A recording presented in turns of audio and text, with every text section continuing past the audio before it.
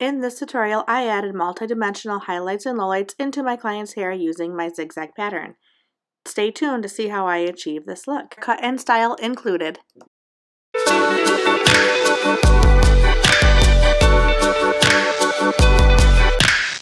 I first begin with a deep zigzag part. This is going to play a big part in how the color lays in the hair. On the tip of those peaks is where I'm going to start adding the dimension. I want to keep the dark underneath, so I won't be doing anything underneath. So I begin here applying panels of highlights.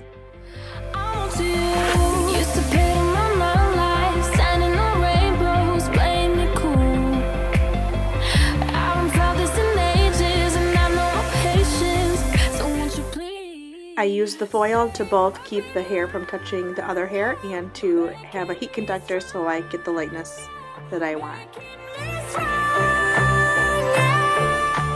I just repeat this procedure to this whole section.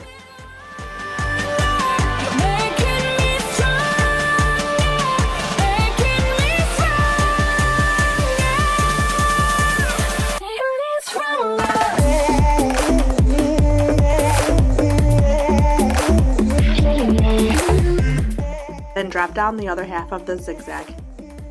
This is where I add the low light.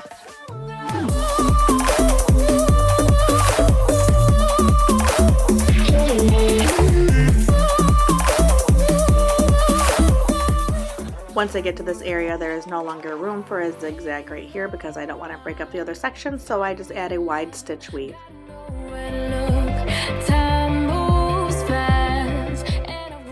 These highlights will be fanned all the way up to the root. This light feathering technique will help soften the regrowth of chunkier highlights.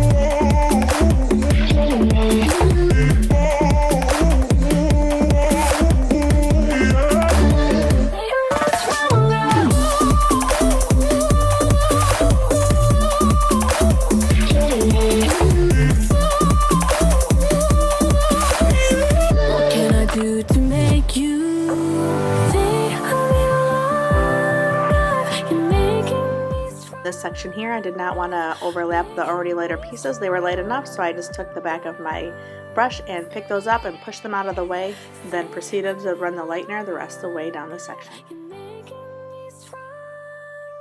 Again, since the bottom part of the zigzag was a blonde, the top part of the zigzag will be the dark.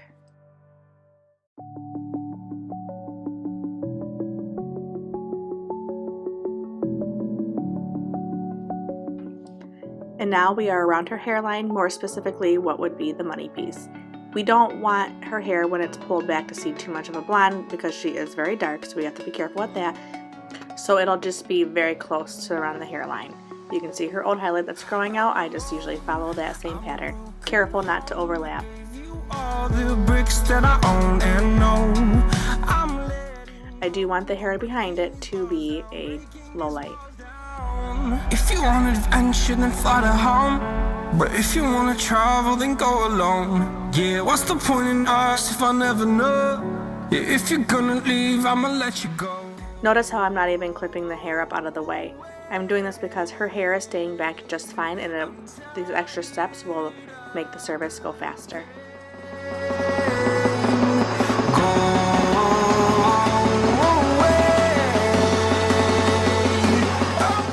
I'm being careful to make sure that line is blended and it doesn't have a straight line, so I'm holding the corner of the foil and blending my brush downwards on an angle, that way it's feathered up there nicely.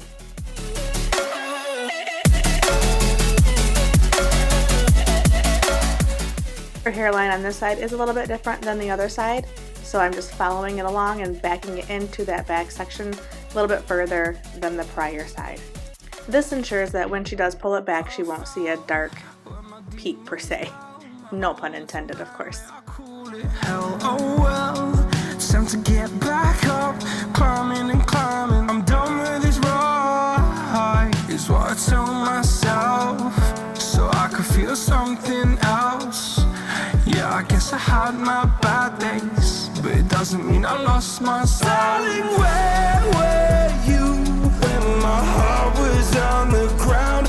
I thought time would prove that you would stick around. I guess time stands still, a king without his crown. Now I'm breaking and you're faking, girl. You never made a sound.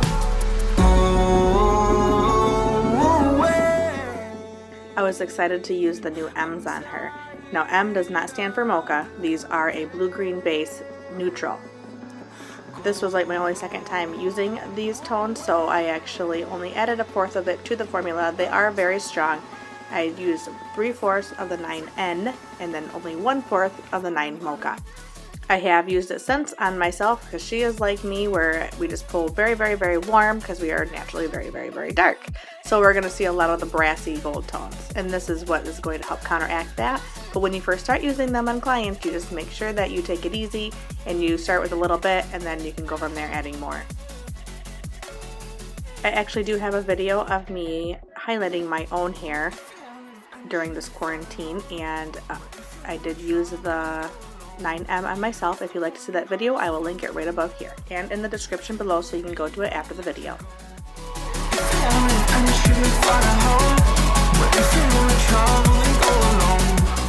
Now after the fact, in her hair and Angela's hair, I know now that I could add more of that matte tone to the formula. She doesn't care if she's warmer, she doesn't care if she's ashier. She pretty much lets it be up to me on what tone her hair is.